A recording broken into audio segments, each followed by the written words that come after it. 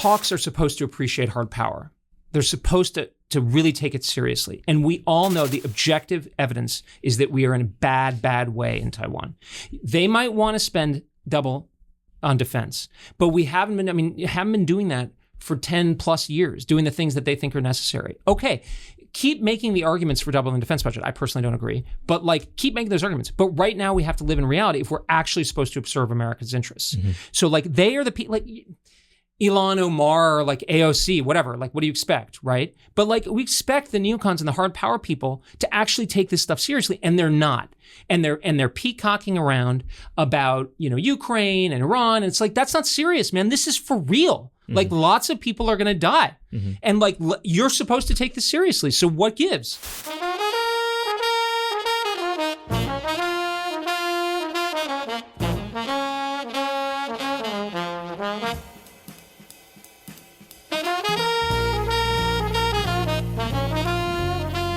Back to Moment of Truth, the podcast of American Moment. My name is Saurabh Sharma. I'm the president of American Moment, and I'm joined by Nick Solheim, the COO of American Moment. And our extremely repetitive intro continues once again. We have a fantastic episode for you guys today. We had a ton of fun taping it. We had on Elbridge Colby. I'll talk about him in a minute. But as always, be sure to go to AmericanMoment.org. There you can find information about all of our live programs, everything that we have cooking. We are constantly doing new stuff, and we're very blessed to be able to do that. Right now, we're kind of unwinding a little bit from the summer, but we're about to dive right back into it with some of our fall, winter, and certainly preparing for the new year, where there's going to be quite a bit of change in Washington, and we want to be as responsible for it and helping make it happen as humanly possible. Today we had on Elbridge Colby, who you guys might know as the co-founder and principal of the Marathon Initiative, which is this fantastic new think tank and policy organization that's really mostly focused on a sustained era of great power competition. He's the author of The Strategy of Denial, American Defense in an Age of Great Power Conflict, and it has been selected by the Wall Street Journal as one of the top 10 books of 2021, and I would agree. He was the director of the defense program at the Center for New American Security from 2018 to 2019, and before that, he was the Deputy Assistant Secretary of Defense for Strategy and Force Development from 2017 to 2018.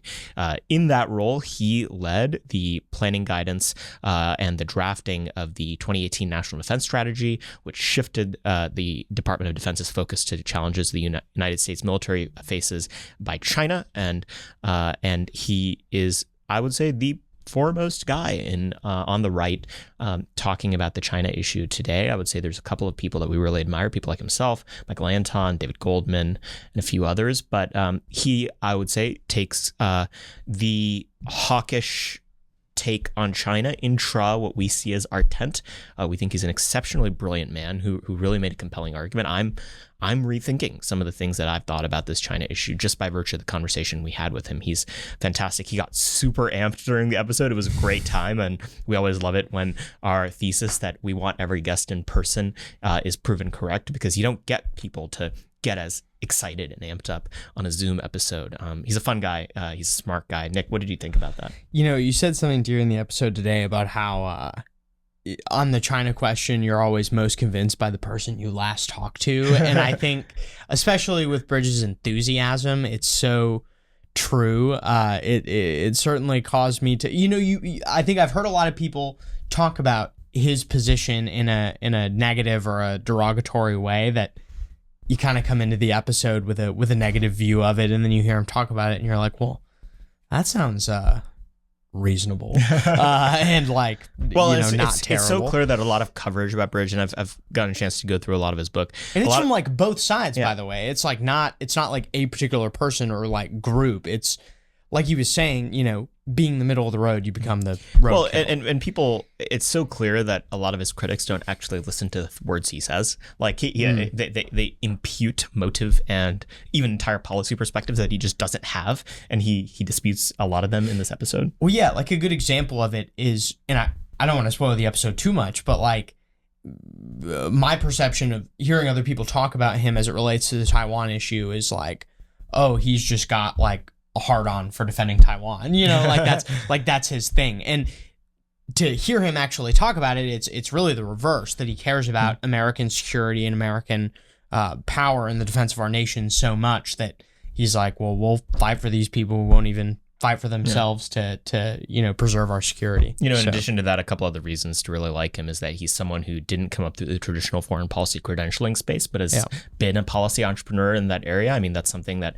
we dream for the kids that we're helping bring up their American moment, 10 years down the line, that they'll follow a very similar path, or 20 years down the line, what have you.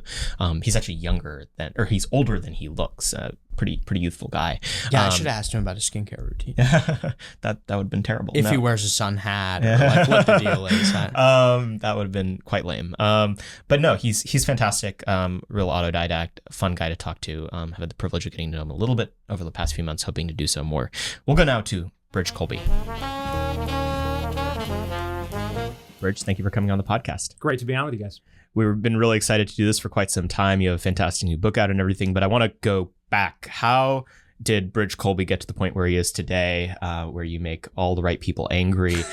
Tell us how you got interested in foreign policy, career background. What's the tale? Well, it's actually funny that you made that joke. It's great to be on with you guys. And I was going to joke that it goes back to childhood, but actually when you laid out the whole question, it actually kind of is, in the sense that I was always a little bit contrarian, I think, but I kind of liked debate, but I always wanted to try to get to the right answer and kind of, poke the system a little bit, even in school and so forth. And so that maybe it does go back to my childhood. But in all seriousness, I mean, I've been interested in foreign policy, national security, this kind of stuff since a young age, probably misspent youth.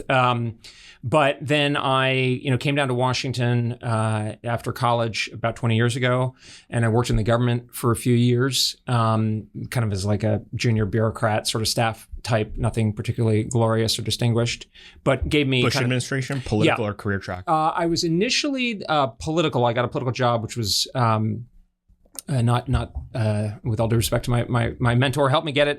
It was not the most engaging, but I actually moved into the career or sort of non-political element because I got more involved into the intelligence reform stuff following the Iraq debacle, over the Iraq WMD intelligence. I mean, I wouldn't want to overstate it, but I was also pretty out of sorts with the ascendant, political view at the time, which was kind of peak neoconservatism. But was working there, and then I decided to go to law school because I'd thought about going into the career service, but it was pretty clear to me by that point that I was more, given the personality I just talked about, was more interested in kind of like, the conceptual advocacy, causing trouble, frankly, kind of policy wise. So I thought maybe I'd go in and out as like a lawyer in this sort of old school model. So I went to law school. Became very clear to me very, very quickly that I was not cut out to be a good lawyer. My main legal advice is don't take any legal advice from me. In fact, I'm not even barred, which is probably good for the American people. Did you ever take the bar? I never took the bar. Awesome. So no, you never know if I would have failed or not. So, but actually during law school, I used my time, at least from my point of view, to good effect. I did a lot of deep reading. I'm kind of an autodidact. I had a lot of schooling, a lot of learning, but I'm in a sense, I'm a bit of an autodidact. So I spent a lot of time reading like political economy and deterrence theory during law school. And I worked part-time on a couple things for the RAND Corporation. Also, there was a congressional commission on the nuclear weapons posture of the country that I worked on. Then I got a gig, courtesy of my law school, as like this kind of special program the government has to work on the arms control negotiations with the Russians. So I did that for a year, kind of working on that deterrence stuff. And then, being— What year would that have been? That was 2009, 2010. So when we were trying to do a Russia reset. Exactly. Okay. Yeah. So, and I worked on the New START negotiations. So, which, I personally, I think was worth it, or valuable at the time, a sort of different set of circumstances now. But then I left, being a Republican, and I worked at think tanks for, I guess, the next, almost 7 years. And then I went into the Trump Pentagon under Mattis in sort of first part of 17. And then I left for kind of more sort of parochial or sort of personal reasons in 18. And then I briefly went back to the old think tank I'd been at called the Center for New American Security. And then in 2019, I co-founded this marathon initiative with my great friend and partner, Wes Mitchell, which is, kind of a platform to be able to do the kinds of things that you were talking about, where I'm trying to push the agenda and hopefully the right way in the American people's interests. Very cool. The foreign policy of the United States has in some ways changed, in some ways stayed the same, but it's certainly had a lot of, impetuses to change over the last 20 years or so. And I'd kind of like to get your perspective on each of those time periods over the course of your career. I know that through another podcast I listened to with Ross Douthat, who was one of your college roommates, that you had a dissident perspective, at least vis-a-vis the right, on the Iraq War at the time it was happening. How were you thinking about the Iraq War at the time? Well, it's interesting. I mean, it's interesting. Initially, when I was like in high school, I'd identified as a Democrat or even a social democrat. But I think I had some like archaic idea of the Democratic Party. I mean, this was in the 1990s, so it was like a universe away. But you could still, the sort of Daniel Patrick Moynihan pre-neoconservative Democratic Party was still, I mean, there were still like little hints of it. So I was, but by the time I got to college, I became conservative, or as Ross, I think, put it at one point, severely conservative. So I, since then I've you and Mitt Romney. Yeah, not slightly different views, but yeah, exactly. So, but already I had kind of had a realist point of view on the foreign policy stuff going back even into high school in the 90s. I remember being against the Kosovo intervention in 1999, which was, this sort of very moralistic kind of, I mean, I think the original, not to get too technical, and like I'm not super expert on it, but like the original Yugoslav intervention was a little more limited. I mean, Kosovo was like creating a new country, all this kind of stuff. So I already had that mindset. And the funny thing is, I mean, I actually interned on the Bush campaign in 1999. This is like long forgotten, but Bush was running on the basis of a more humble foreign policy. And like this sort of Cheney and those guys in those days were these sort of sober kind of, they weren't that different from the way we think of like Brent Scowcroft now. And so it was like a much different mindset. And so I thought that was pretty simpatico. But after 9/11, that really, really changed. And it, I mean, I think the only thing you could call it would be hubris emerged after 9/11. It was a very disorienting experience because I like knew I was a conservative, right? Like no question. On the domestic things and just on the basic way of looking at the world.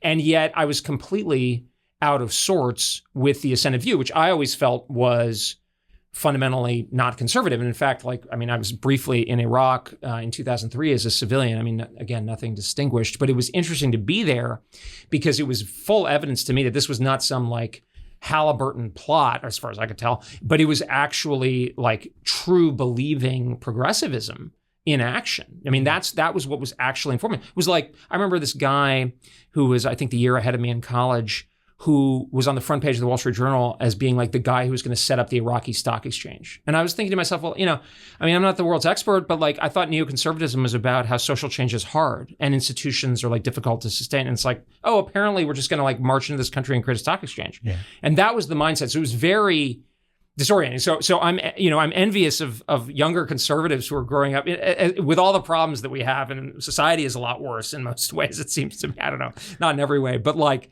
in a lot of ways. But at least the conservative movement is much more interesting and dynamic and open and more on track than it was when I was younger. What's your theory of how that mindset change happened? Because I do think getting the chronology with these things is important, and the idea that the Cheneys and the Bushes were rubbing their fingers together with glee at the thought of starting a bunch of world wars, like that's it's not quite accurate, at least based on all of their public presence in the late 90s. How does someone go from running on a sober foreign policy in 1999 to giving the second inaugural? Like, how does that happen in the entire apparatus around George W. Bush? Yeah. Well, there's a personal answer and there's a systemic answer. I mean, I think in the systemic terms, again, I'm a realist, so I look at structure. And I think realism and conservatism are basically cognate. They're not exactly the same, but they're quite similar. But when constraints are loosened, behavior tends to become less inhibited, but also probably less responsible, less rational. I mean, that's kind of like the point of a lot of, I think, domestic conservative social policy is like, look, people are better off when they have, guardrails or like kind of, whatever.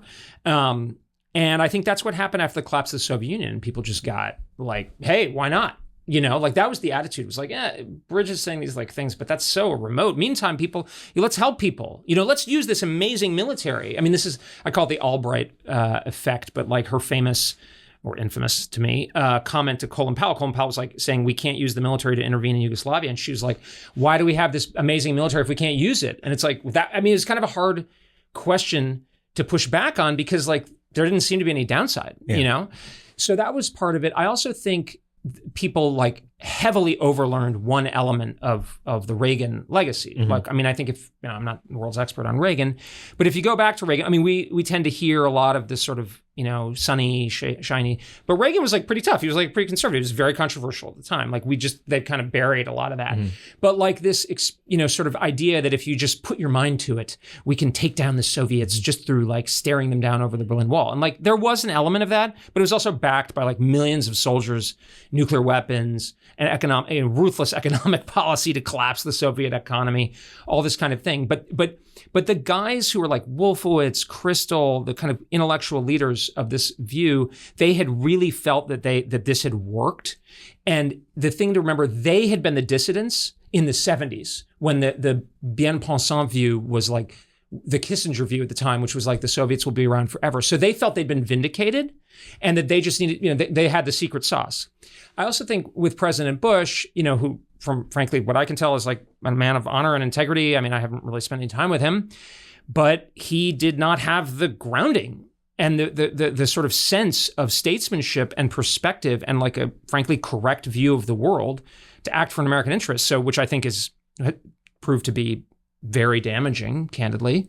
I've got a piece coming out in First Things in the next issue about how foreign policy really needs to be judged on stewardship, not on intent. I think President Bush had, from what I can tell, good intent, but good intent isn't what the metric is. Right. And so but I think he didn't have a deeply rooted view. And so I don't know, how does it change today? I think it's like, what was the first generation neoconservatives? They were liberals who were mugged by reality. I don't know. I think a lot of people now are like neoconservatives who are mugged by reality. I don't know what that would turn you into a realist, maybe twice if you've been mugged by reality, then you really know. Yeah. It's rare, I think, that we get people on the show who got this time period right. Normally when we have people on, they have to like repent. Yeah, and I don't want to say I'm not infallible to the by any stretch. Like ask my wife, but like it's just on that. I think that was So that's what I want to ask you about is because I think a lot of people, especially this kind of new generation of conservatism, a lot of people are encouraged to have opinions and to have them loudly very young. And so I think it's important for some of our listeners who may be in that kind of phase of life right now.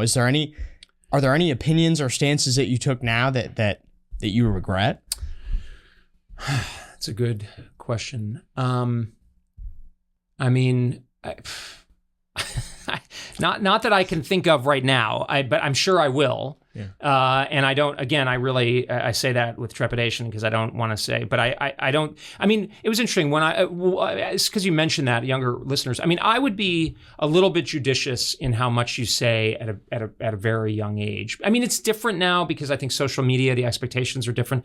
There's a lot more sort of water under the, maybe, I don't know. I think there will have to be a lot more of the water under the bridge attitude. Mm-hmm. And I don't think people should be like frozen by the fact that somebody's going to hold them to something they say. But, I think, you grow. To that point, I think some of the views I held when I was younger that were maybe kind of like contrarily realist that I was like taking as a counterpoint, not to care about anybody or, maybe a flippancy about certain things that I would regret or I wouldn't espouse today.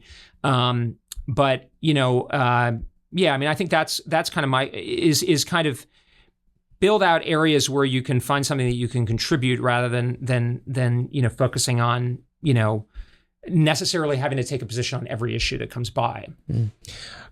You had a perspective by attending those schools on two of the most elite institutions in American life, Harvard and Yale, and you live in the District of Columbia, so you kind of see SAIS, Georgetown, etc. What is your theory of what the academic environment and milieu of foreign policy at the highest levels is like these days and has been like over the last 20 years? So I don't know right now because it's been some time, and I graduated from college 20 years ago and I graduated from law school, about over a dozen years ago. What I would describe Ross has a phenomenal book, Underappreciated, his first book. It's kind of a little bit raw, but it's full of insight and kind of brilliance. called Privilege. I can't remember the subtitle, but it's like the education of the ruling class. And I think he rightly diagnosed, it's kind of this sort of uber meritocracy with the advantages, but also the disadvantages. It turns into a kind of an instrumentality. So I don't think there was or instrumentalism, I should say. I don't think there was a very strong foreign policy imprint. It was more technocratic, sort of moderate left liberalism was ascendant. And in those days, it was still, certainly when I was in college, it was still the ascendancy of the sort of Boulderized view of the end of history. I mean, Fukuyama's actually argument is more interesting and it's nuanced, but the idea that the problems had been solved. I remember this, and a lot of the Republican foreign policy elite, bear in mind, a lot of the traditional Republican foreign policy are not discernibly conservative. Mm-hmm. They're just often tend to be more belligerent, or they happen to be, fall into sort of the networks of Republican leaders, but they often didn't question the assumptions of the sort of progressive dominant view. But I remember being an intern in the White House in summer of 2001. And I remember listening to Condi Rice, who was the national security advisor at the time, and she was talking about, I remember asking her, I can't exactly remember what I said, but it was what are the big problems for American foreign policy? And she was like, well, we've solved most of the big problems. And I think, it's corruption in Indonesia and something like that. And it was basically nuclear tensions in South Asia. It was basically the cleanup work of the end of history. It was this sort of technocratic, and it was the time of capitalism and social democracy being sort of triangulated. It was Bill Clinton and Tony Blair. And that was still pretty ascendant by the time I went to law school in 2006, 2009. Clearly that's changed since the financial crisis, the 2010s, the rise of wokeism. So, things seem to have gone dramatically downhill. They weren't awesome when I was there. It was sort of lacked a soul. But that complaint, which I used to go on about at the time, seems fairly mild compared to what it looks like now. Mm-hmm. What element do you think the kind of cultural proclivities of the class of people who make American foreign policy have to play in the policies they advocate? Namely, let's say, if you were to be very reductive, globalism, the idea that, New York, London, Berlin, Brussels, DC, these are cities that a certain class of people easily flip between. How much do you think it's the tail wagging the dog on certain cultural priors that people tend to have versus, a true kind of Socratic academic approach that leads them to the views that they have? Yeah, it's interesting. So I wasn't educated in the foreign policy realm. My undergraduate history was in pre-modern history. I kind of searched out, which was a bit off the beaten track even at the time. And so I did a lot on medieval and ancient history. So it was not like a technocratic, we're training this person to be in the State Department kind of thing. And then I didn't go to one of the public policy schools or get a PhD in international relations or anything. I went to law school. And as I said, I was kind of a little bit of an autodidact. So I didn't know, it's actually something I've discovered later that I do think in this kind of NatSec world, which I've kind of uncovered over time through my career, there is more groupthink than I had actually fully appreciated. I think there are a couple of reasons. The globalism thing I think would be there. Look, I think structurally, if you were, a Martian or whatever and looking at Earth, you'd be like, oh, Washington is the imperial capital. That is how our allies effectively look. And Washington's the capital of global governance / policy. We have more if you're just looking at it real structural terms, more like security protectorates with special trading commercial relationships that are kind of ambiguous, but they wouldn't be totally unfamiliar to past history, right? And these, national security training or NatSec or whatever, a lot of these public policy programs produce many, many awesome people who are free thinkers and do their own thinking and all that. But on the whole, it's kind of created by this national security sort of, international footprint, and it's sort of bought in and it's indoctrinated. Indoctrinated is a little strong, but it's inculcated. And, look, the State Department, people go abroad. They're, look, one example is I think most Americans instinctively, they honor, if not revere, the military. And I think that instinct is exactly right. But I do think there should be a lot more skepticism because, look, just in terms of policy and like listening to, say, general officers talking on TV about our policy, a lot of these guys have spent decades serving in Europe, serving in the Middle East. They've put their own blood and they've written letters to the families of people who've died to, back up these alliances or back up these wars. So there's like this, you lose a detachment, right? That like, and again, this is not all true of everybody, far from it. There are plenty of great free-thinking senior military retired and serving, but it's a tendency. And so I think that's where, there's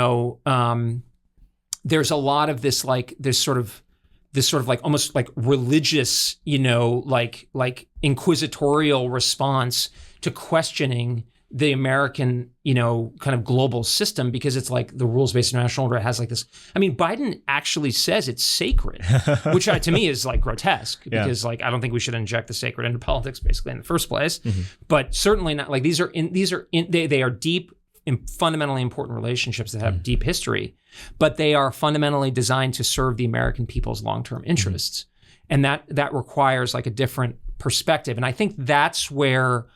And then that's the overarching thing. And then people are built into networks. And that's one thing somebody asked me the other day, who was my mentor. And I do have like mentors, like, that I would pay a lot of homage to, but it's not like I like staffed somebody on their way up. You were not part of like a Begats line of any particular foreign policy exactly, thinker. which I've hurt me a lot and is a limitation in a lot of ways. But it's sort of like most people have, and again, this sounds a little self-serving, so forgive me, but like most people are they feel indebted, that they like, oh, and this person brought me up and I need to stick in this kind of general slipstream and this is in my interest and this is how I stay in the network. I get invited to the cocktail parties that happen, as reunions or whatever, cocktail parties, bar dates or whatever. Yeah. Well, and that is, I think, an underrated element is that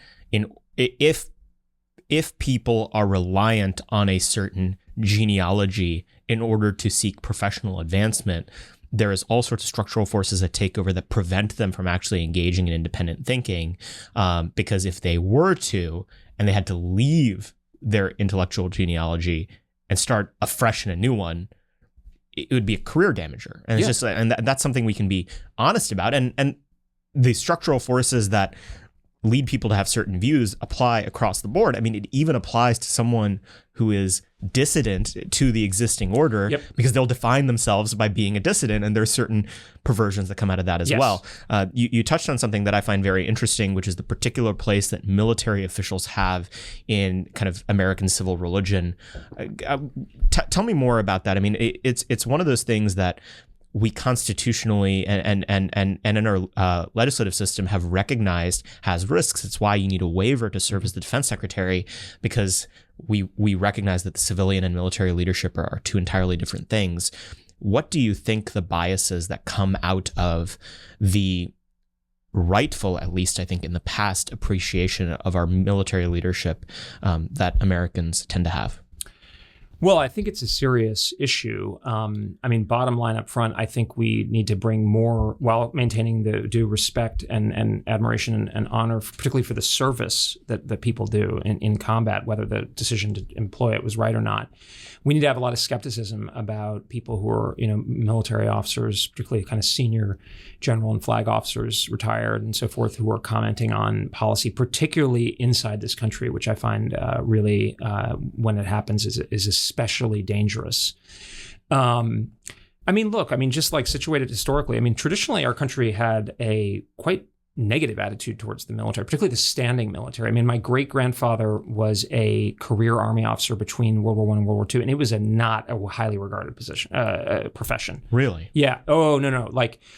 Standing Army was considered antithetical to freedom.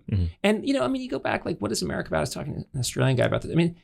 Don't tread on me. And like the standing army quartering in people's houses and the kind of, like a strong instrument of executive tyranny that takes power away from the people and has a natural instinct towards abusing its power.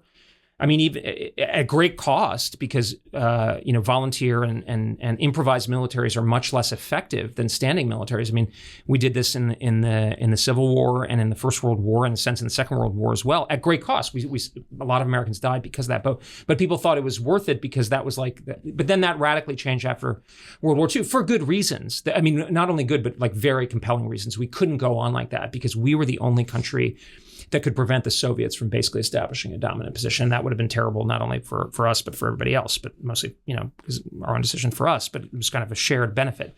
But now over the last 70 years, there's really grown up this strong and sort of legacy. I mean, literally, a lot of people in the military are often the children of people in the military. And again, that's not bad. That's great. But like, it's just something we need to be aware of. I would say the tendency I see among very senior, particularly retired military officers coming, a strong sort of small c conservative tendency, very status quo, very organized. Look, people who are promoted in the military are by definition doing the things that get you promoted. Now, often those people are great people, honorable, brave, etc. But that's not like usually the Army promotes people who are good at leading large formations. The Navy promotes good ship drivers. I mean, just to give an example, most of the best strategists, not all, but most of the best strategists I've met who served in uniform retired at the rank of colonel or captain because they were too independent-minded. They question often too much. That's not what you get promoted for in a military. Okay, fine.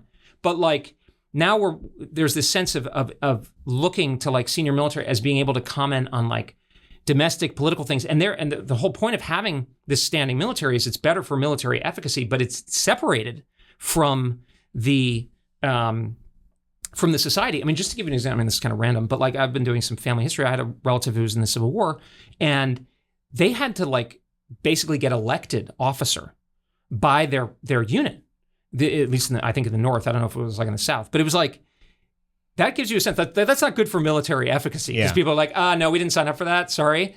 But like, that's much more democratic, right? And that's sort of the historical, closer to the historical model.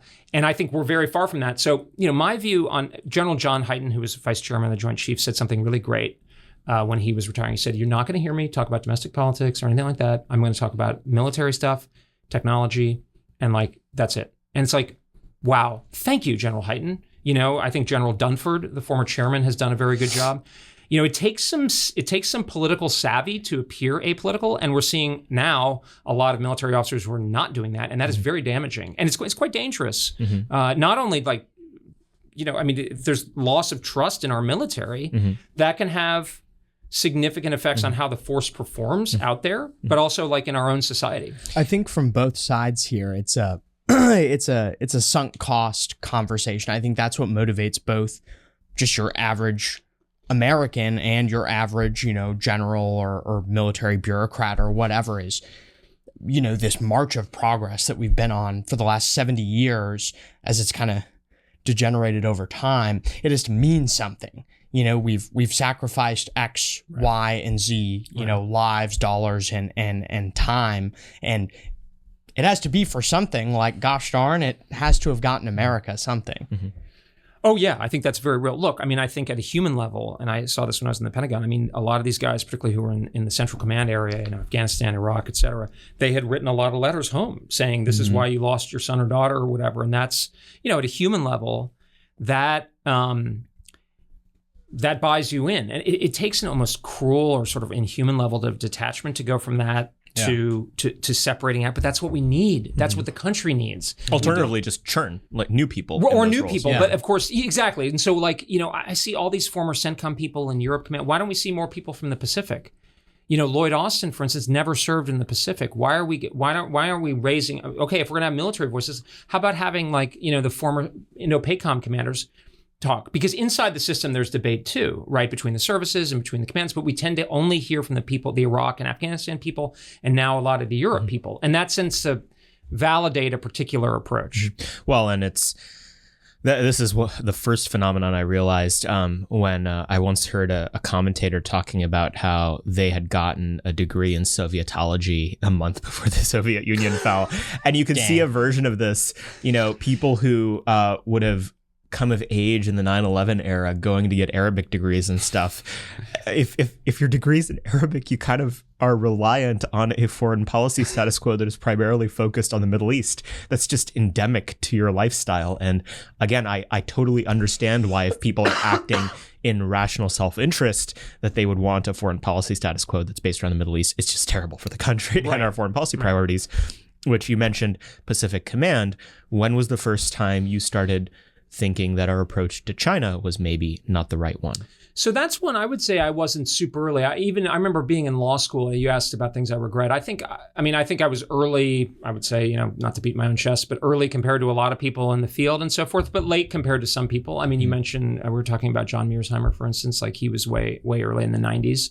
I think by like, I think when I mentioned when I was working in the Pentagon and in the START negotiations, I started reading a lot more defense analysis, and even late in law school, and I was very influenced by people at like Andrew Krepanevich and Bob Work, who was later Deputy Secretary of Defense, Democrat actually, wonderful, both amazing guys and brilliant. And they started talking about the military deficit. And so I would say I started to get clued onto it. There was a report called the Air Sea Battle Report that the Center for Strategic and Budgetary Assessments under a previous incarnation did that had an impact. And I started thinking about that. And then there was political stirrings at the sort of foreign policy, kind of level, not of military stuff, that the Chinese were changing their tune, particularly after the financial crisis. So I would say I was like late 2000s, early 2010s was when I started to kind of focus there. And I wrote something on whether, we would be able to defend Taiwan, I think in 2013, and started a debate on those issues kind of more publicly around then. And frankly, there were efforts, there was the so-called air sea battle effort within the Pentagon to try to focus more on China. If those efforts had borne more fruit as they should have, we'd be in a better situation now, but unfortunately they didn't. What was the time frame that debate was happening? That was like 2013, 2014. Okay. So there was the chronology, at least in political and public life, that people tend to focus on is Trump talking about China and that mainstreaming the idea that this should be the focus of foreign policy. I think it's the defining, that and trade, which are deeply interconnected. That's the defining legacy of like what his public witness had on a bipartisan level. Like everyone agrees at this point. But there were internal debates, it sounds like, happening in the Pentagon at that time. What was the valence of them? Was it just like, hey, we should maybe just pay attention to this flank that we're not looking at? Or were people thinking in terms of a full-scale reassessment of our foreign policy priorities? Well, not so much the latter. I mean, so let's go back. I mean, we were talking about Edward Luttwak, the giant strategist, another amazing thinker. And Edward, I think even in the 80s was saying, if the Chinese rise, they're going to be a problem. And people like Andrew Marshall in the Pentagon in the 1990s were pointing to this. So people understood it kind of on just basic realist grounds. Like if a power rises that's that strong, it's going to present a challenge, especially if it's run by the Communist Party, which after Tiananmen it seemed like it would be.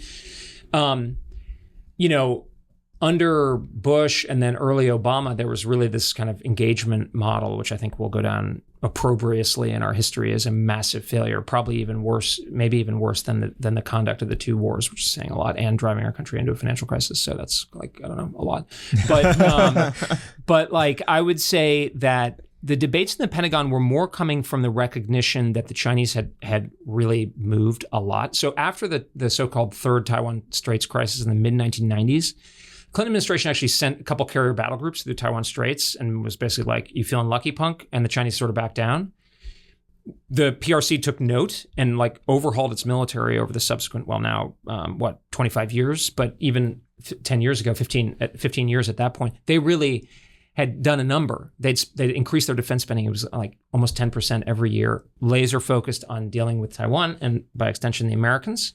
And people started to recognize that in the Pentagon and in the defense establishment, saying, wait a minute, like these guys are preparing to fight us and they're making quite a lot of progress. Meantime, we're pounding around the sandbox year after year and kind of taking our conventional advantage for granted. And so there were voices that were trying to say, and I mentioned Bob and Andy, and others like General Schwartz and I think Admiral Roughhead, people like that, who were trying to push in the system to say, let's get after this problem. We're not quite sure what it means. There wasn't a lot of like geopolitics around it, but it was like, this is a problem. We should start working more on it. And it didn't add up to as much as we had hoped. It was contemporaneous with the so-called pivot to Asia, but the pivot to Asia was kind of like, it was sort of like a gesture. It was like, hey, Asia's more important. Let's just like go over there. And I mean, I don't mean to be kind of churlish or snarky about it. It's just like, that's may have been what the system could support at the time, but it wasn't like all connected together.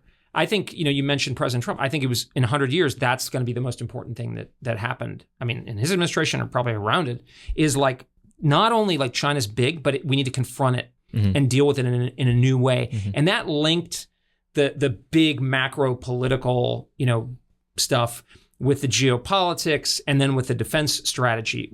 All of those had precursor roots, not so much what the president was doing, but like other things you could pick up strands.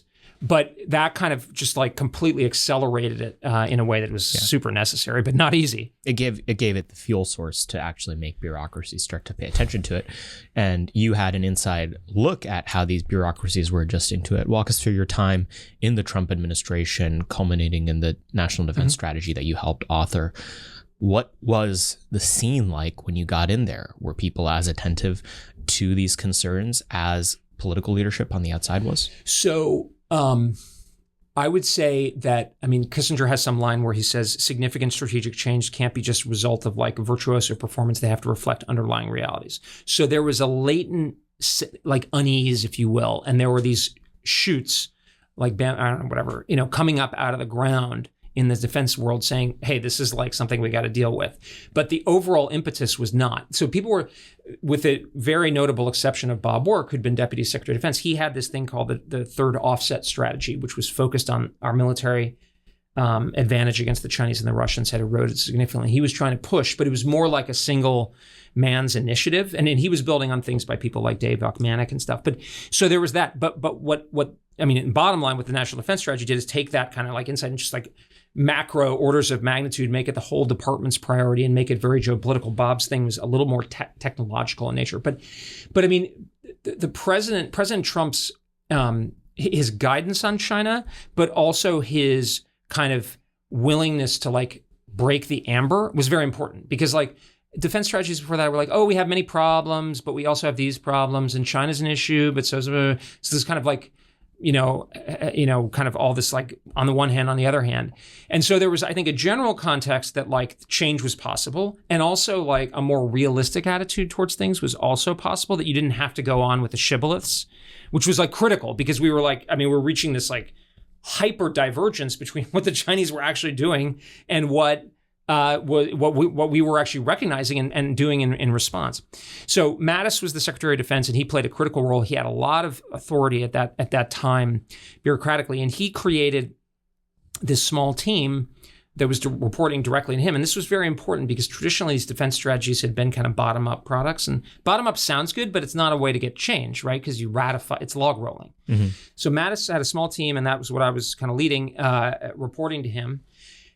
Basically what we did, interestingly enough, within the organization, there were equities that were also sympathetic to what we was trying. And my role, in a sense, I would say, was like trying to drive forward as far as I joke sometimes I was like the sapper in one of those like Viet Cong, those Vietnam War movies. I'm like falling on the barbed wire. Yeah. The idea was like, we got to push this as far as we can, and then the system will snap back. And that's basically kind of what happened. But we had basically the people who were concerned with the problem, particularly over the long term, were sympathetic. So the military services, particularly like the Navy and the Air Force and the Army, which are looking out in the future and saying, whoa, we got a problem if we don't change. And Indo-PACOM Command, obviously. And then the sources of resistance were like Central Command, the Joint Staff, which was very caught up in the wars, the forever wars. And so, it was pretty bureaucratically bruising, but at the end of the day, it came out. And I think, I'm certainly think we got it, largely in the right direction. So you mentioned that, your responsibility was pushing it forward, and then you'd kind of get pulled back a little bit. I think that's a very good framework for thinking about all this stuff, because I think something very similar happened within the conservative movement generally. Interesting. About a whole host of issues, but China specifically, I think there were not a lot of conservatives or Republicans, prior to Trump that were taking this issue very seriously.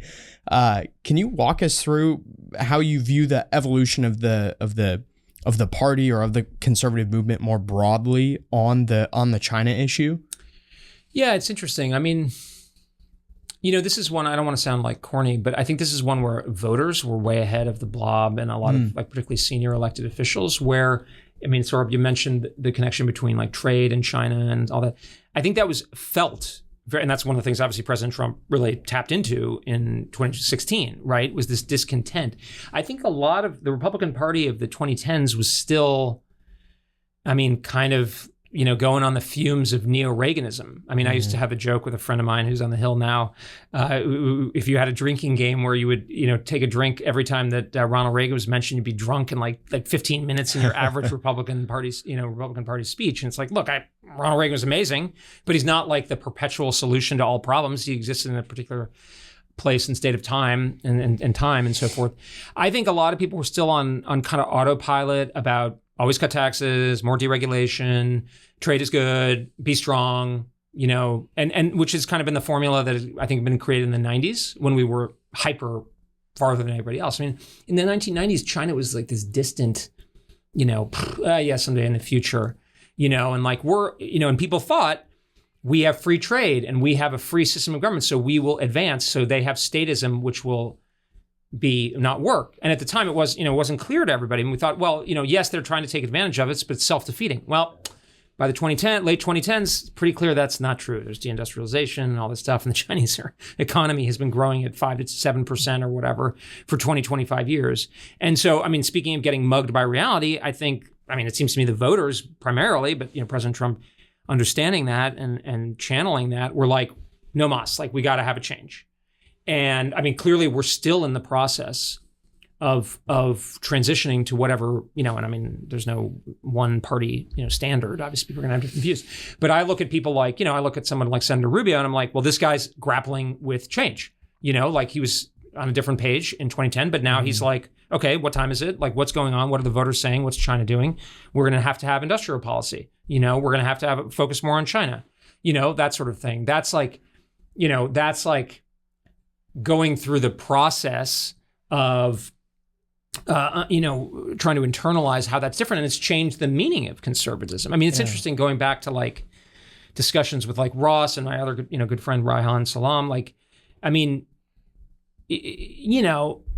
none of us, I think going back, like, we're like, what did some friend of mine put it? Michael Kinsley, celibates of the Church of Greed, hyper like, free market fanatics. But it seemed at the time in the 90s and 2000s like that was just like, well, that's what works. So even if you thought something else was better or more practical, it just had no chance. And that with the financial crisis, with deindustrialization, with China, that's now different. And so there's a whole new openness and plasticity that, again, I'm quite jealous. Yeah, you brought up, the fact that there's not really yet a consensus on the China question within the conservative movement.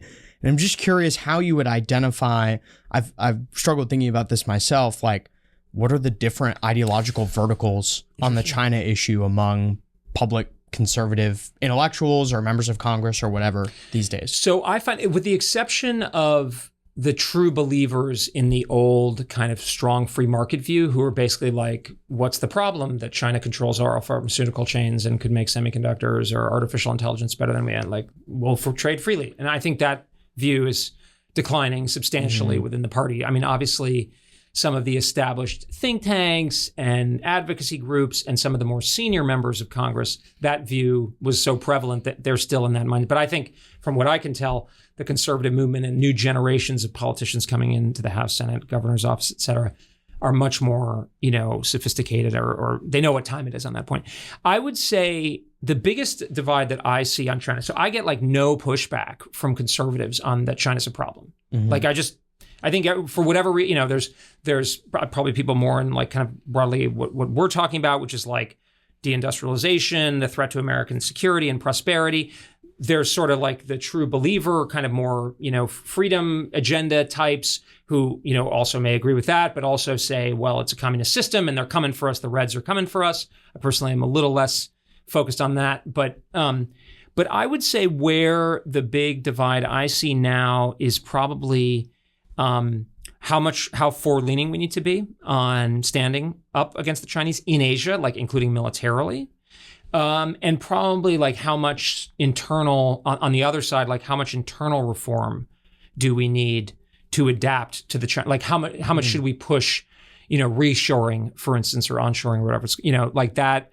Those would be the sort of, I mean, if I call this spectrum, it would be, so by that, I find myself honestly, and I mean, the only thing in the middle of the road is roadkill, but like, I find myself in the middle, I feel like, of a lot of these debates about China in the conservative movement, which actually is like not always great because you're not really with like people who kind of suspect that you're not, you know what I mean? Everyone's yelling at you. Everyone's yelling at you, but I feel like, hey, if you're getting flack from both sides, you're probably right about where you should be. So you mentioned that the genesis of your interest in the China issue largely hinged on Taiwan, and that is largely the topic of your book, The Strategy of Denial. What's the problem? What should be the telos of American foreign policy towards China over the next 10 to 20 years, and then we can tear that apart. All right, cool. Just one slide. I'm interested in Taiwan because of China. Mm-hmm. So China's the problem, and I've become very convinced that if China, I mean, the reason Taiwan is important is that it's very important for China to subordinate Taiwan in order to establish a hegemonic position over Asia, which is going to be the world's largest market area, right? And from that position, it would have a dominant position over the global economy, including our own.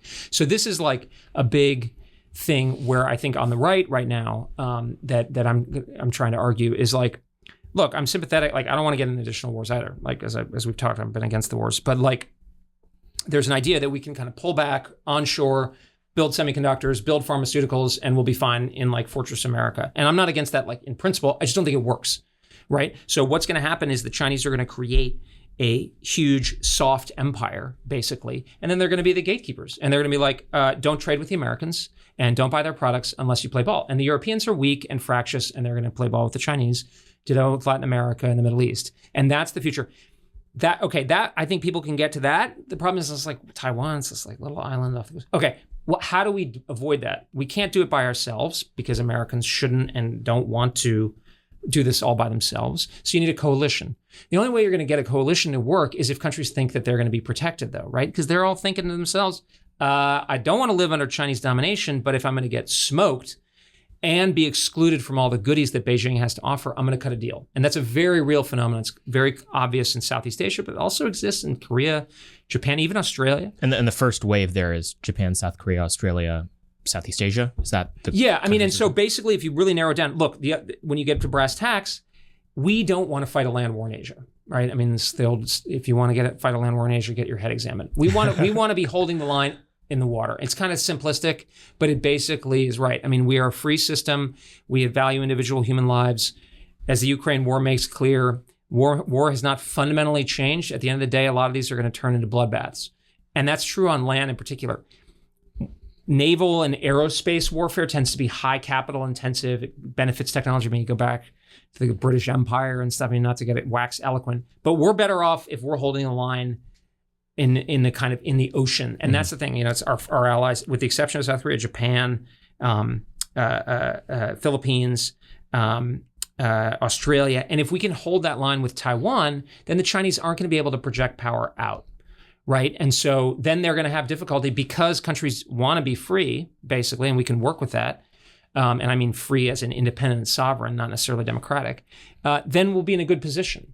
And so to me, it's a very compelling strategic case. The problem is China's super, super strong and focused, and we're distracted, and we're giving ourselves high fives that we're all over the world and not taking the Chinese seriously. And the key thing is to make a defense of Taiwan sort of rational and tolerable for us. And I don't want to sound heartless, but it's one thing to lose 10,000 Americans, another thing to lose 100,000 Americans or 1 million Americans. And we want to keep it more on the first order of magnitude. Mm-hmm. And if we can do that, then the American people, I think, are more likely to support it, and the Chinese aren't likely to do it. Mm-hmm. So I'll just start presenting various cuts on this. Okay. However much we care about Taiwan not becoming a part of China cares 10,000 times more about it, and it's 10,000 times closer to them, or whatever, order of magnitude. How on earth do you fight on those terms? So a couple things. I mean, one is this is what makes keeping the cost down so important is because there is an asymmetry of resolve in the scholarship that would say, right, they care a lot more about Taiwan than we do, clearly. But here's the thing, Mao Zedong cared a lot more than about Taiwan than we did. I mean, we didn't even like Chiang Kai-shek, who was running the island at the time. But you know what? Mao Zedong couldn't do it. He would get humiliated and fail. And so he decided not to do it, and we could hurt him. Mm-hmm. So like the closer that even somebody who cares a tremendous about something, if they're going to fail in trying to get it and they're going to suffer a lot, they're unlikely to try. At the same time, I'm not one of these people who says we should recognize Taiwanese independence or something. We should kind of say, we're not going to push the Chinese, the old thing that Deng Xiaoping used to say, which is we insist on solving the Taiwan issue, but we can wait centuries or some, one of these like kind of, references to the Song dynasty or something, that's kind of what we want. And like polite fictions all around, and we don't poke them. It's like this Pelosi visit. It's like, don't poke them when we're weak and we're trying to like basically, this is the kind of weird thing. I agree with the doves that like we shouldn't over provoke and that we don't actually need to like change China. At the end of the day, what we do want is détente. But I'm a hawk in the sense that I think we need to build up our power and hold the line really clearly. So that's like, because mostly people are just like one or the other, and that's not good for America. So specifically then, what is the posture of the Taiwanese themselves on this question? How much skin in the game have they been willing to put in order to defend themselves? And do you think it's enough? No, this is a huge problem. And every time I talk to them, and you can check me on this, I mean, I'm like, I've said this number of them. I'm like, have you figured out like an escape plan because you're on your way to being taken over? I think what they're doing is totally unacceptable, and they should be like quintupling their defense budget. I like if I were Taiwanese, I would want to spend 10% of my GDP on defense. I think they're spending something closer to 2%. And it's like the Chinese ambassador in Paris the other day was saying publicly that they're going to re-educate the people on Taiwan. I mean, like. They're not exactly hiding it. So I don't know what they're doing. On the other hand, here's the thing. I mean, if you follow what I'm saying, we're not doing this as a favor to the Taiwanese. This is not about the Taiwanese. This is about Americans. So frankly, like even if the Taiwanese didn't really, or a lot of Taiwanese didn't want them to defend them, we might do it anyway. Like during the Cold War, we weren't going to let the Soviets take over West Germany, even if the West Germans wanted to, because it would make them too powerful, right? So like now, it is relevant what they do because it's critical that the Taiwanese make that cost as low as possible for us. So there's like this virtuous cycle that we need to get into where the Taiwanese lower the cost for us, then we do more, it's lower cost. And then, so that's like what we want. The thing is, we're actually getting, I was actually talking to some people just before I came in here. We are getting in that direction. The question is how we're not doing it fast and with sufficient urgency. But like I would say to the conservative movement on this point, I'm not like psyched or like flacking for the Taiwans. To the contrary, but it's going to be really bad for us if Taiwan falls, and maybe we can go into that. And so we can't over focus on this issue. This is basically an instrumental. But to the Taiwans, I say, if you push us above the threshold where it's worthwhile, like I say, it's like a 70-30 issue. Like defending Taiwan's really important, but I'm not going to like blow everything up over it. If you push us over that line, you're asking for trouble. So there are some people in the movement, that say that the best case scenario from their perspective on this question is stasis, right? That trying to defend Taiwan or trying to, let them become part of China or let China take them over or whatever. Both of those are bad. So the best case is that we just try to stay in the status quo for as long as possible. What is your best case scenario, and why exactly do you think that that's wrong? Well, let me clarify a little bit. So my position would be to stay in the political status quo. But here's the thing: like, for things to stay the same, they're going to have to change, right? So bear this in mind. The People's Liberation Army did not have the capability to effectively attack Taiwan until basically this decade. We're not clear whether they can successfully do it yet. Taiwan Defense Ministry said last year that they thought they could do it, and they could do it at a much lower cost by 2025. So like, if you want the political status quo, you have to do what I'm talking about, because you have to present them with a military denial, right? In a way that was not the case 25 years ago, when the Clinton administration sailed those carrier battle groups through the Taiwan Strait, the Chinese were totally incapable. They weren't even capable of hitting the aircraft carriers as they sailed through the strait, like right next to their country. Could we do that today and get away with it? No. I mean, we could just gamble and that they're but they would, I don't know, but it'd be a test of their will, not a test of their capability. Yeah. Like, my assumption is they could absolutely do it. I'm in favor of the political status quo. I think what you're referring to is this argument that we should kind of like hedge a little bit and support them, but not directly get involved ourselves. I'm referring to the Michael Anton argument that he made at NatCon. But I thought he was more in the just cut him off. I may be wrong. Well, so the cut it off thing I think is wrong because look, just logically, we're conservatives. We're not naive, right? The Chinese clearly have broader ambitions. It's totally clear. And by the way, what's the best way of showing or knowing what they are building a huge military, not for Taiwan, but to project power. They're building bases. They want to build a base in the Atlantic Ocean. They're building aircraft carriers. They're building a space architecture. They're building nuclear powered submarines. It is crystal clear. That's a military like what we have. And I think I can say this on this. You didn't want to be ticking us off over the last couple of decades because we could really come down on you, and that's what they're building. Mm-hmm. So this notion that we can just satiate the Chinese with Taiwan, I think is delusional. It doesn't reflect. I don't think it reflects a conservative.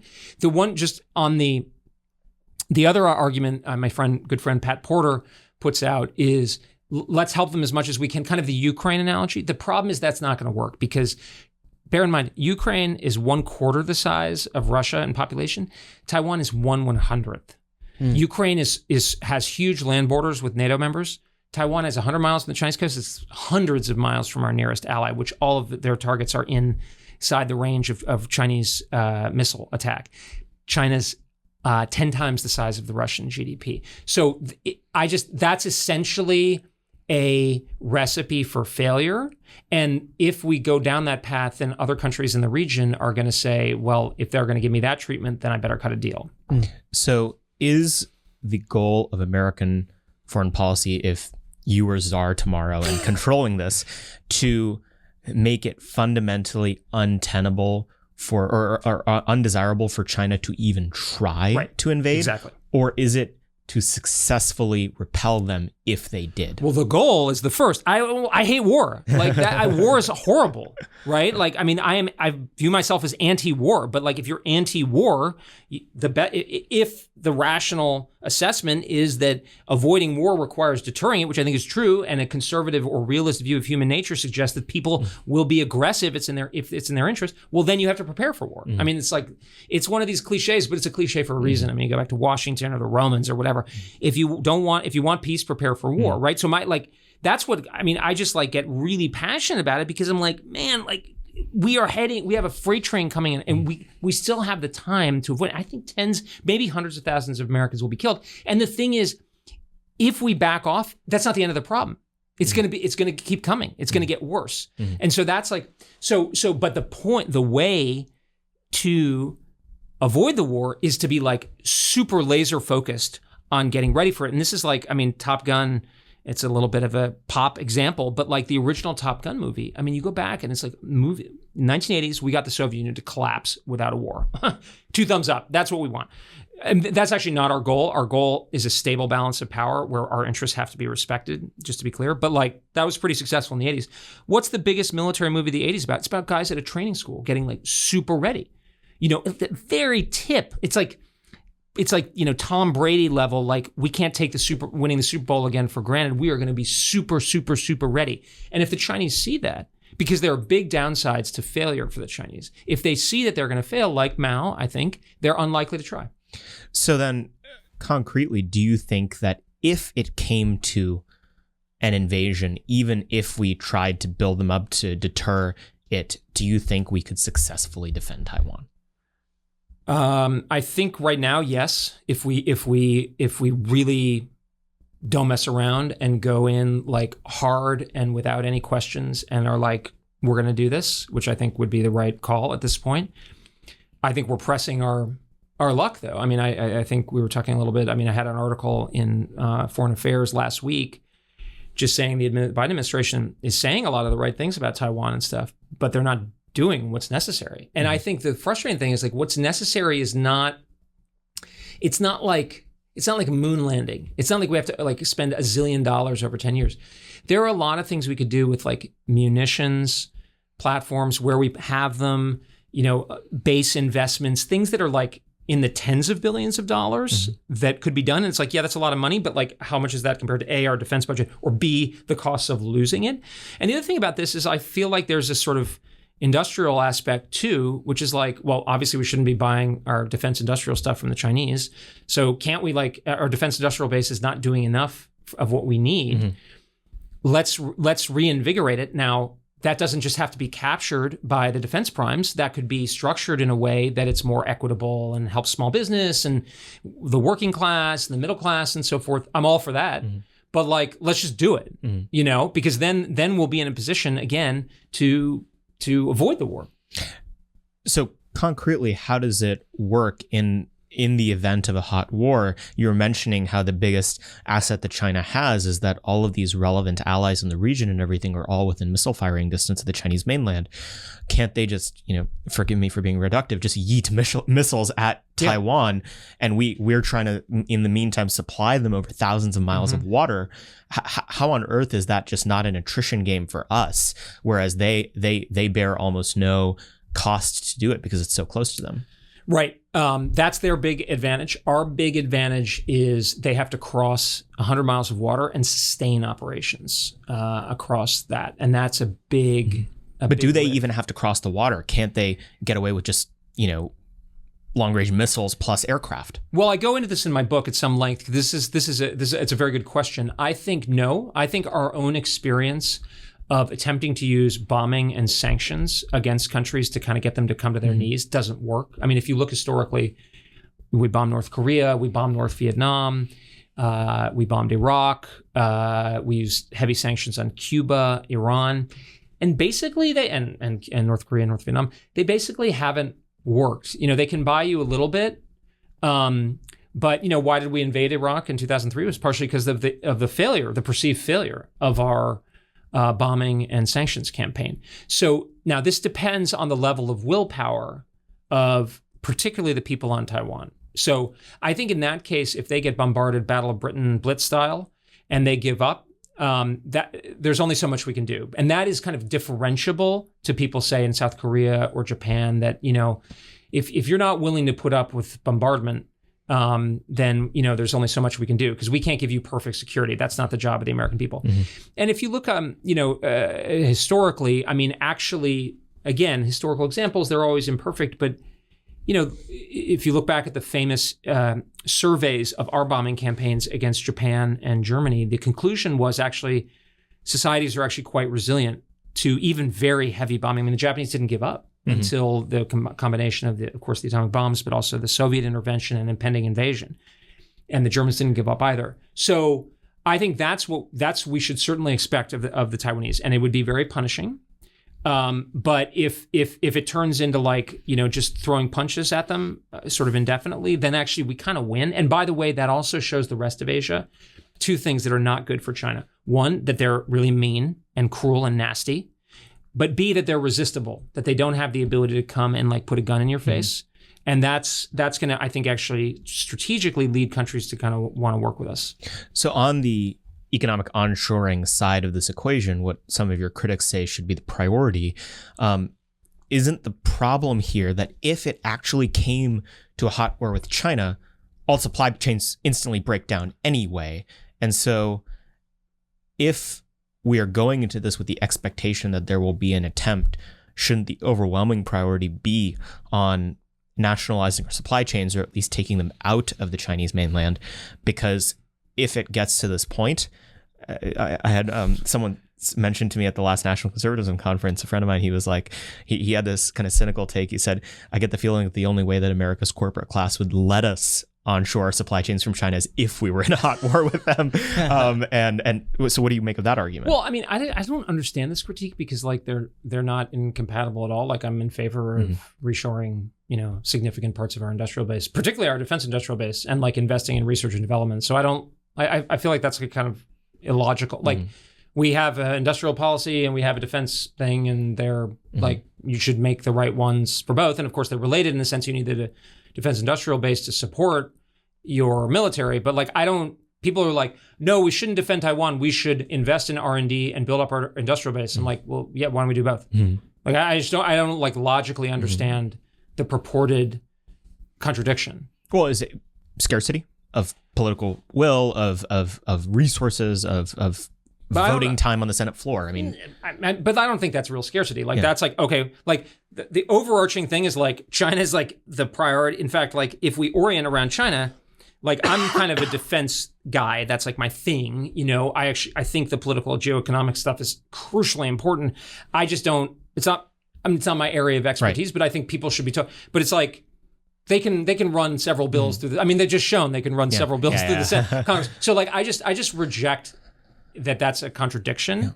And I mean, I agree. Like, I think companies should be putting a pretty heavy risk premium on investments and so forth in China. That said, I don't think it's impossible that we could trade across a barrier even after or maybe even during a war. Now, if you're a company and you're making money off of China while they're killing Americans, you're probably going to have a lot to answer for. But on the other hand, I'm not of the view that we need full-scale decoupling necessarily. I mean, even in the event of a hot war. Yeah. Really? Yeah. Because, is there any historical precedent for how that would work? Yeah. In the First World War, it's actually interesting. My friend Tom Shugart, he pointed this out to me. He apparently, basically, the British were going to put a full-scale blockade on Germany at the beginning of the war, and the Ministry of Economy or whatever basically said, we can't afford that. We need to quietly continue trade in order to pay for the military buildup that you want. Now, I don't know if that lasted through the whole war. Of course, during the Revolution, for instance, there was heavy smuggling, which is essentially a form of trade. So, I mean, I actually think it would be something like the norm. What we really need to, basically, to get back to your point about bombardment, we need to zero out or diminish those vulnerabilities that give them tremendous leverage. Like if they want to sell us toy cars or whatever, no sweat. If they control advanced semiconductors, or, Tucker was talking about ibuprofen and acetaminophen or penicillin, that's stuff we can't afford. Now, we could have provisional vulnerability that could be readily reshored or friend-shored or whatever. Again, like that's not but I think that can, without question, all be done at the same time. What about the element of this that has to do with the way that the Chinese go about geostrategy that is fundamentally different, I think, than the Soviet Union, which is that they tend to use vehicles of soft power much more than a conventional military force would. So, for instance, is their conquest of Taiwan likely to look more like either the way that they're doing economic colonization via Belt and Road, or more acutely the way that they've politically taken over Hong Kong? No, because their attempt to use economic leverage has failed, and soft power and so forth. In fact, I don't think they really have any soft power anymore. But like Taiwan, the population is like basically anti-mainland at this point. Nobody in Hong Kong has shown them that one country, two systems is garbage. And even not only in creating like the Indians have thrown out a bunch of Chinese companies, the Australians. They're going back and forth with South Korea on the THAAD issue right now. Even like relatively, kind of more modest economies like Sri Lanka and in East Africa, they're pushing back on. The reason is because it's very difficult to turn economic leverage into really decisive political outcomes, because it doesn't, like, again, Mao Zedong said, power comes out of a barrel of a gun. Like that's decisive. They're going to have to invade really to confidently solve this problem. Soft power matters on the margins. But if you, in sort of like in kind of the warp and woof of international politics, but in terms of decisive changes, that basically happens because of direct military force. And they're building a military to do that. So like this idea that the Chinese have a totally different strategic culture, I don't really agree with. I mean, I think military and geopolitics stuff is like basically Darwinian. Like, I mean, this idea that the Chinese are sort of these like voodoo ninja kind of things is like, I mean, how did they win the Civil War? They defeated the Kuomintang. Yes, they used political warfare to weaken their enemies, but they defeated in military battle. How did they take over Tibet? With like military force. How did they fight the Americans back down from the Yalu in 1950 in the Korean War? Through direct military force. They were just weaker before. So when Mao recognized that with People's War, you pursue your advantage. The great example of this is the war in Vietnam. They initially really used insurgency in the South with the Viet Cong, but South Vietnam was not defeated by the Viet Cong. It was defeated by a mass armored and air invasion by North Vietnam. Mm-hmm. Cut on this, I wonder, is it that China is ultimately conventional military force, and it's just that every other Western power has forgotten how to do the other elements of diplomacy because we're more focused on pushing social progressive results in, the countries that are on the outer peripheries of the empire, so to speak. Yeah, I think so. I don't think we really do diplomacy, and I'm really in the shadow of my partner Wes Mitchell on this point, brilliant strategist and public servant, but just that we need to get back to dealing with diplomacy as an instrument of power and great power that's inherently deeply interconnected with military affairs and military balance. Doesn't mean that there's this sort of like Bob Gates kind of thing that like, we need to give more money to the State Department. It's not like we give more money to the State Department so they're like a handmaiden of like counterinsurgency stuff, which is mostly fad anyway. It's like diplomacy is how you arrange power in space and time. And again, this is hat tip to Wes, but just like in the context of the military balance and the power balance in a very concrete way. And that we're like totally out of practice on.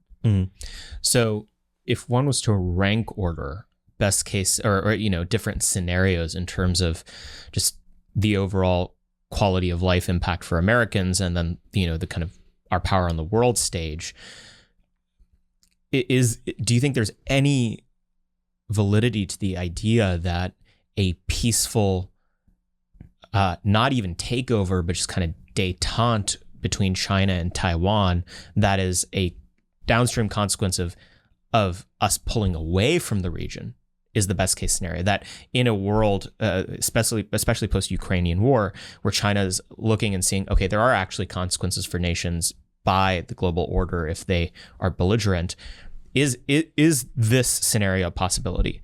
America pares back, de-escalates its rhetoric vis-a-vis Taiwan, and China ultimately realizes that not doing anything is the best possible result for them this decade and next. I don't think it's consistent with conservatism or realism. I mean, we don't know. I mean, you mentioned the world order. That's like essentially a kind of possibly like liberal dovish interpretation of state behavior. I mean, and again, I kind of think of conservatism and realism as sort of cognate. It's like, okay, if there's a state or an individual with a lot of power, they're likely to become more ambitious, because the appetite grows with the eating, I think is the French saying.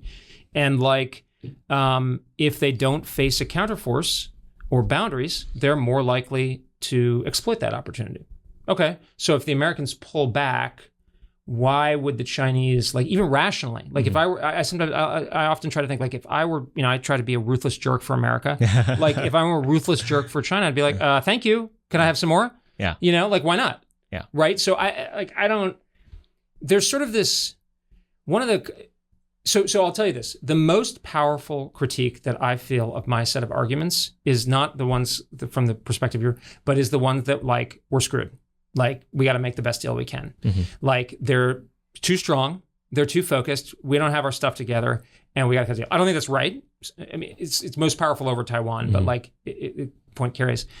The notion that like, it's like when this guy, China guy who kind of comes after me on Twitter and stuff is like, it's like both that they're not a threat to Taiwan and that we shouldn't overprovoke them. It's like, well, if they're not a threat to Taiwan, then what's the downside of like making sure that they can't do it?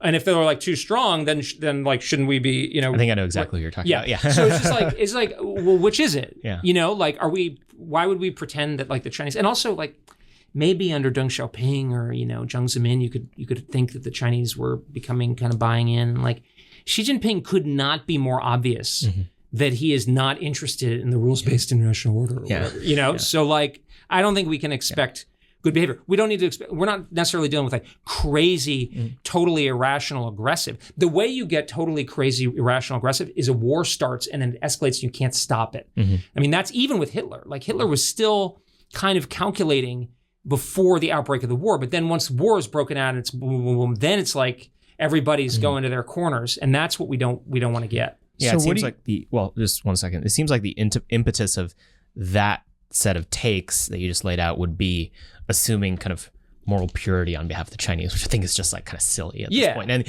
even if I want to get into this in a minute, but like even if you do not assume like that they're an evil empire. Right. Like if you don't take that moralistic view on it, there's no reason to believe that they're a particularly moral force in the world. And that just like normal band. And so that take on it is silly for that reason, I think you were saying. So what do you think is the most likely scenario here? Like, prognosticate a bit. And I know that, it can vary depending on who ends up in the White House, who controls Congress, whatever, but break it down for us. What are some of the most likely scenarios in the next 5-10 years?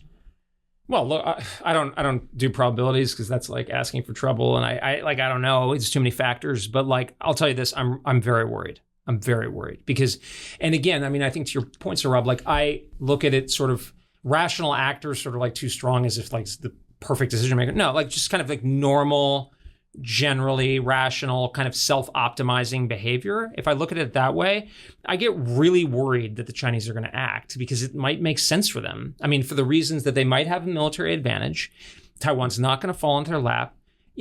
Personal things like why did Putin invade Ukraine? Well, part of it was probably he's getting old and he wanted to do it. He wanted to wrap it up. He wanted to be that guy. Similar thing with Xi Jinping. They're about the same age, I think.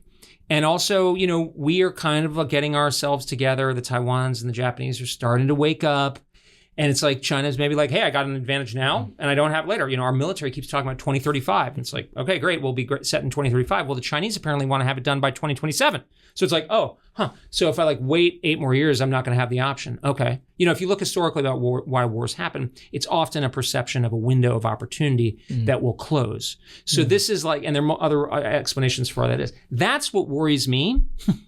So and that's my fervor. And the thing is, in the world of defense strategy and the world of things like onshoring and so forth, things done now take years to pan out, So it's this like slow motion thing. It's like turning a ship, it's like the Titanic. They saw the iceberg and they didn't turn fast enough, right? Because it took too long, right? That's the kind of thing we got to if we're like, 500 yards from the iceberg and we're like, oh, we're going to turn, it's like too late, sorry. It's actually not a perfect example because that might've been better. But anyway, you get the point. Let's say it's not the Titanic, but that's sort of where we need this super urgency now, and then hold the line. But otherwise, and that's why I wrote that piece in Foreign Affairs last week, talking about this vast, apparent, or very significant divergence between the administration's rhetoric and what it's doing. And it's like I desperately want somebody to tell me, oh, you have your facts wrong. Unfortunately, I've heard the opposite from very credible people, often privately. It's like, yeah, you're right, and it's like, bleep, because then we're there's this train coming and any outcome is bad. War is awful, period.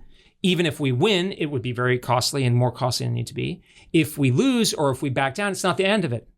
They're going to keep going because it's going to get back to it. They're aggressive. They're alpha. They're like an type A of the international system. They're going to keep pushing. Oh, we got these guys on the run. Let's roll. That's not good. So you touched on it here, but I'm very curious, kind of the meta regime questions here, which is where I think we're also likely to suffer.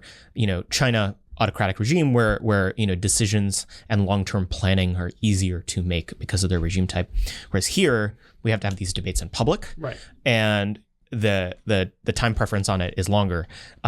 Is that also hurting us dramatically? Which is that because under the American political system, we have to have a debate about what our foreign policy priorities are, that the second it looks like the people who are China hawks are likely to win the debate, it creates an incentive structure for China to move even faster. I think it's that. I think there's a democratic element. There's also just we are the distant global power traditionally. So even if we had a different political system, it would still be probably pretty difficult to shift because, they are the challenger. They have a natural incentive to do what they did, which was to lie low and kind of play nice, where we were we stand taller, Madeleine Albright kind of thing. And I think that to me would be the biggest structural issue. I do think that this point about open is a real problem that I think about a lot because, but I am of the view that we will not change if enough people in our system don't agree because there's so many veto points in our system and there's so much, kind of inertia that we have to persuade people. And the thing is, I think the Chinese have an understanding of the basic dynamics already. But it is an issue. That foreign affairs piece I mentioned, it was like somebody put on Twitter, there was like, it was on like Russian television. And I was like, that didn't make me happy. But it's like, well, is that's sort of the price of because I'm still just shocked at how sanguine and frankly hubristic so much of our political elite are. As if like it's, we're going to be fine, or they're just going to like sign it away and we'll figure it out. Neither of those is true. And so layering onto this, what do you make of the idea that the appetite for the China issue in DC, the uptake at which China has become a priority for a lot of foreign policy leaders in DC, is to essentially sublimate the same appetite for military action in the Middle East and Europe? What do you make of the Johnny-come-latelys but equally enthusiastically kinds of people in neocon world that are saying like, oh yes, we must focus on China also? Do you think that the perspective that you have is at risk of co-optation and redirection in a deleterious way? I thought maybe more like a year ago, less since Ukraine. I mean, my view on the neoconservatives is like, welcome all the help we can get, certainly converts the cause. And I would say the argument to a neoconservative, broadly construed, is like, if you want to spread democracy in the world and at the point of a gun or whatever it is, the best way to have that is to have the United States be as powerful as possible. And that by far the biggest challenge to that is China. I mean, if you look at why most countries democratized after the end of the Cold War, is because of the collapse of the Soviet Union and the ascendancy of the United States. So people get in line. Why is Taiwan a democracy? Because they were aligned with the United States. I mean, they're internal factors. But Samuel Huntington wrote about this. Like, so that's like what the biggest problem with the neoconservatives, a lot of them, is that they talk the talk on China, but they don't walk the walk. I mean, this is why I call John Bolton a dove on China. And he is, because he is not willing the necessary means required to attain the objective that he's talking about. And people like Josh Rogan are in the same category, which is like they flap their hawk wings on China, but they're the actual effect of their chosen policies in other theaters where there absolutely is a choice and a trade-off. No question. Military terms, certainly in political capital. I mean, when a diplomat or a policy statesman or woman goes abroad and makes, what are their asks? Is it Taiwan first and second and third? Or is it China, pandemic, and then maybe, Ukraine, pandemic, and then maybe we'll get to China later? That matters. Military forces can only be in one place and what time? I mean, they can only be used once. I mean, they still operate in space and time. We're not living in this like cyber world of like, I mean, cyber is really important, but it's not like fundamentally transform these things.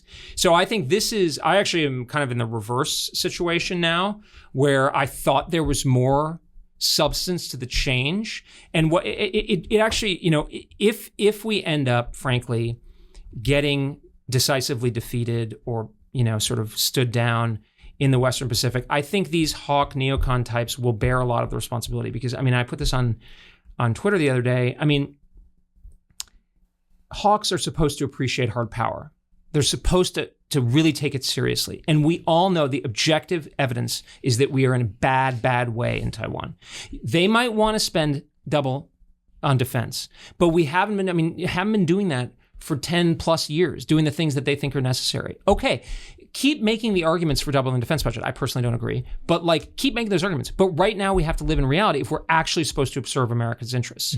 So like they are the people, like Ilhan Omar, like AOC, whatever, like what do you expect, right? But like we expect the neocons and the hard power people to actually take this stuff seriously, and they're not. And they're peacocking around about, Ukraine and Iran, and it's like, that's not serious, man. This is for real. Like lots of people are going to die. And like you're supposed to take this seriously. So what gives? But I hear we can walk and chew gum at the same time. Oh my God, you're gonna I tweeted something the other day. It's like, if you don't believe we can walk, chew gum, and juggle chainsaws at the same time while riding a unicycle, you hate America and think the troops are dumb. You hate America and the rules-based international order so much. Yeah, exactly. Oh my God, that just drives me up the wall. It's like so pathetically unserious. It's just like American people deserve a foreign policy and a defense strategy that's actually real and like consistent with their interests. Well, and this is the flip side of it, is that I find myself kind of very much in between, and maybe we will be the roadkill on a lot of these intra-right China debates. Is that I honestly, like, it's more like whoever spoke to me last at this point is like, so I'm more. I was gonna say, this is very convincing. You gotta stop. Will Ruger is gonna be unhappy. Yeah, exactly. But like the point that I think was really revealing is that, what a lot of your opponents on the right would have said is that, oh, Bridge is part of this set of people who just, this is another way to sublimate America's instinct to militarism. But you've actually put real credibility on the line over the course of this Ukraine war. First of all, thank you. What has that experience been like, having to have the rubber meet the road on your recognition of reality that scarcity in every domain of life, political, economic, military, is real? Scarcity exists as a concept. We have not yet achieved utopia, and having to run contra the interests of the blob over a sustained period of time. How many friends have we lost? How many times have we been called? It's funny that they think I'm part, because I'm like definitely PNG'd from a lot of the sort of blob and kind of blob adjacent things about Ukraine, about I don't know what the story would be. My opposition to attack, bombing Iran in the 2010s and so forth. So like, I guess I'm, again, like your roadkill, right? Yeah. Like I'm sort of nomadic, but to me it's rational based on what's in American people's interests. And I think on the Ukraine thing, I've taken a lot of flack. I feed myself and my family, so I'm not, it's small violin playing for me on the whole, but like, people it was really like there was a sort of moralistic euphoria, in the Ukraine war. And it was just like, to be kind of like raining on that parade was not welcome. Mm-hmm. But it's like, actually, like I wrote a piece in the Wall Street Journal in February with my friend Oriana Mastro saying, like, don't let Ukraine be a distraction from Taiwan. And it's like, oh my God, it's like, blah, blah. And it's like, we were like totally correct. And it sucks. Mm-hmm. It really sucks. And this thing about sublimating, like, one thing, a lot of friends on the sort of more restrainer. Will is a great guy.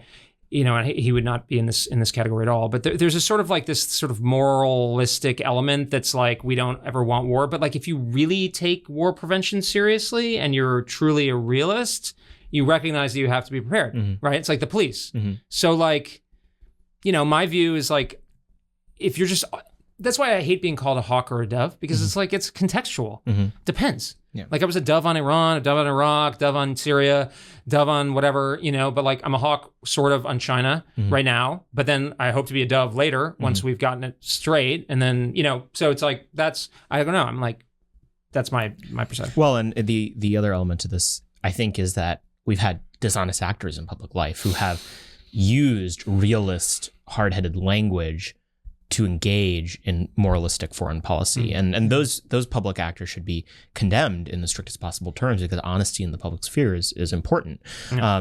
And so I think this is another valuable corrective to all this stuff, is that, people have to make the actual argument here. We can't rely, because a lot of the our foreign policy elite have proven themselves to be deeply corrupt and incompetent. And so there probably has to be more legwork, probably to your frustration, done to make the affirmative case for something like this, because the traditional mode over the last 30 years has been that, elite America gets obsessed with something and a lot of people get poorer and a lot of their family get killed because of it.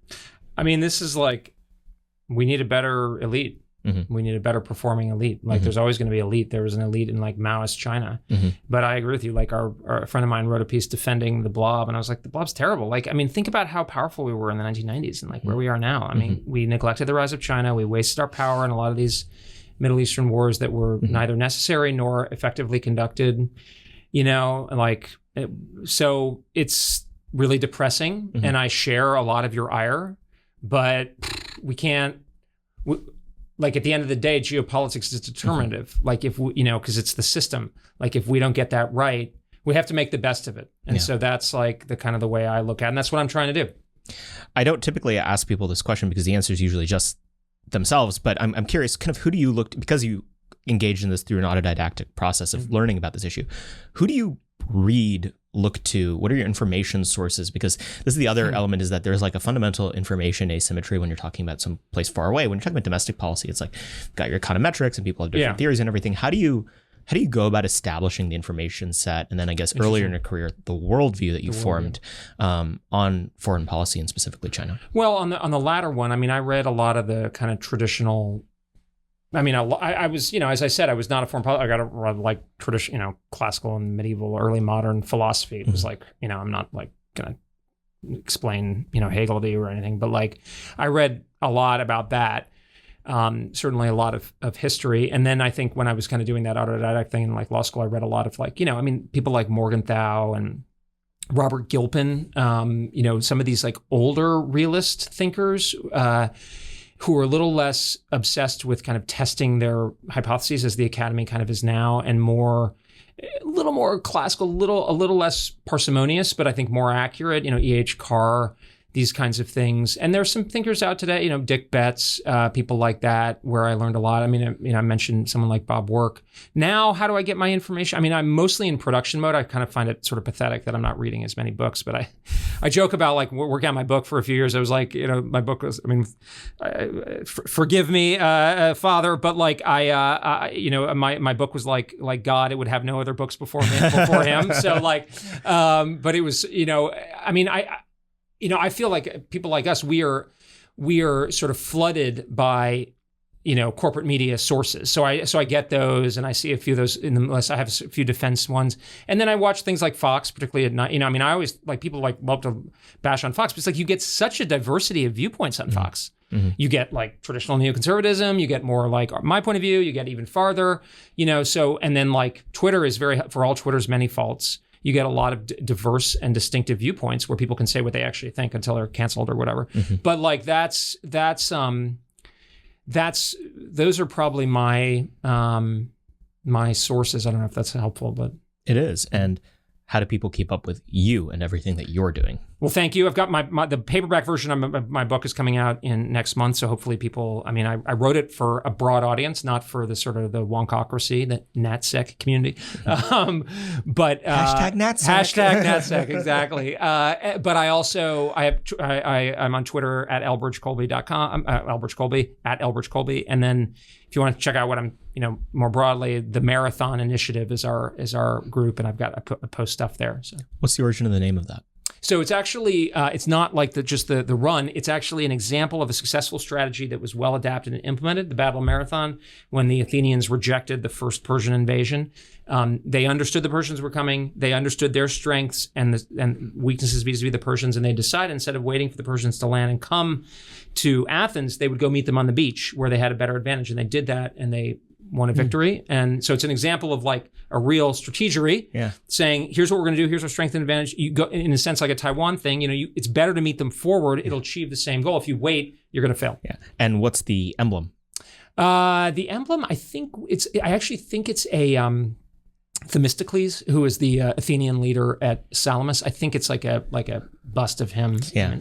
That's way cooler than the story behind the phrase American moment. Yeah. But I like our emblem. It's very cool. It's more novel. Ours is a little, No, I'd say, honestly, your thing doesn't look much like any other Well, we logo were aware of that. We were like, there's a sort of type, particularly, so, and we didn't want to go too obscure. Some of our peer institutions have like, they're a little too obscure, Lord of the Rings kind of thing. So well, Bridge, thank you for coming on. Thank you. And thank you for everything that you do. I think you're one of the more responsible actors in American public life, and that's important.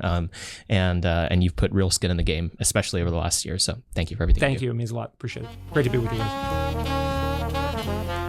That was a ton of fun. I especially liked how, Bridge probably nearly flipped over the table when I asked about walking and chewing gum at the same time. That is one of the funniest shibboleths in DC is anytime you have any questions about our foreign policy, it's just, well, we can walk and chew gum at the same time. We literally can't. It's literally not possible. Yeah, it's like walk, chew gum, juggle chainsaws while driving a motorcycle. And if you disagree that we can't do that, then you hate America. That's basically the argument that the Blob makes.